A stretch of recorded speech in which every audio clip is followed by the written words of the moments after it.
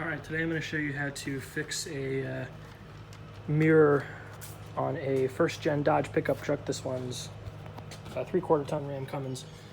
But this mirror has quite a bit of play in it, and if you drive pretty quickly in the wind, it gets pushed in.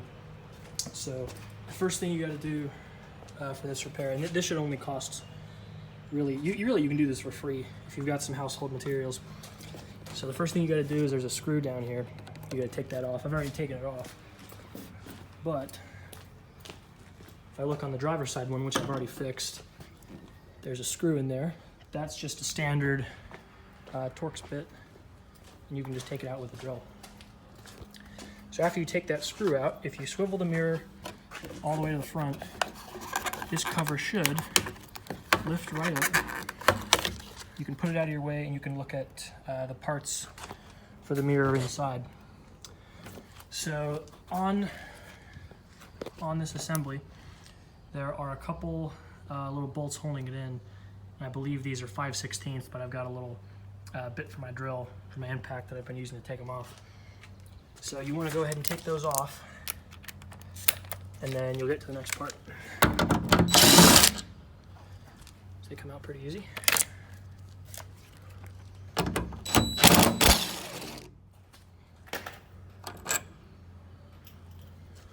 Alright, so once those are out, this little piece flips out towards you, comes out.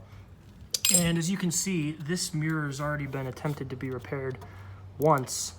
Somebody looks like put some tape and maybe some putty in there to try to get it to stay in place, but it's worn out by now. So it just lifts right out. You can see there, it's pretty worn. So what I'm gonna do, at least first, is I gotta take this off. So you gotta get the tape or whatever's on there already off of the mirror.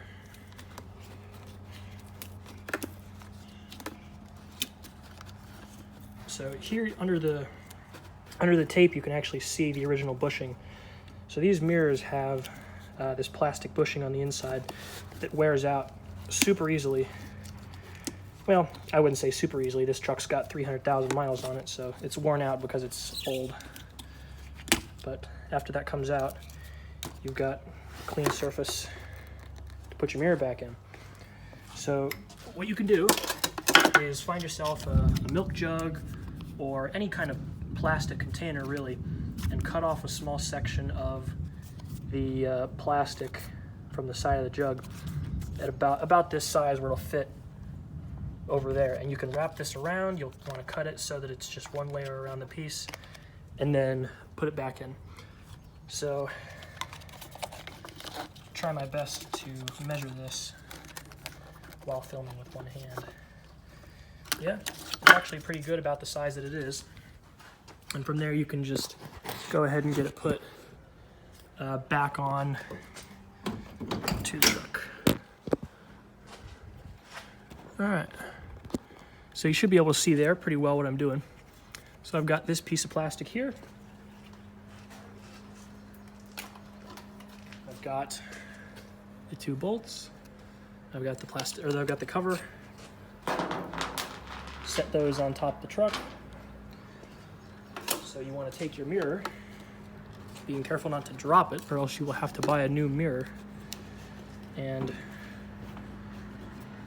get this wrapped around as best you can and as tight as you can. And then you just want to lay this back in the spot where it came out of on the door itself. And once it's in there, it's still going to want to move around quite a bit until you put this back on. So that side of it goes in first and then hold itself in place when you put the screws in. So just hold it in place and use either a socket or a drill to put the screws back in. And you want to make sure that it's sitting about where it's supposed to be, right in there, or else it's still going to move around. So right about there is where it should be. So I've got my socket back on my drill. So I'll go ahead and do the first one, if I can line it up.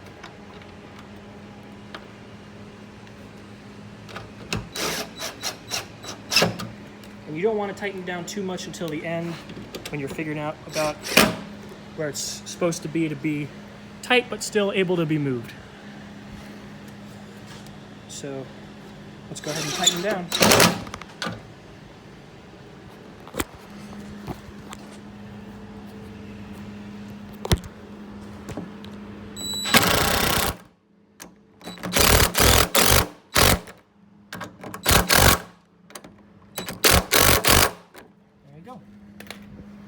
So now the mirror is a lot stiffer and won't move in the wind anymore.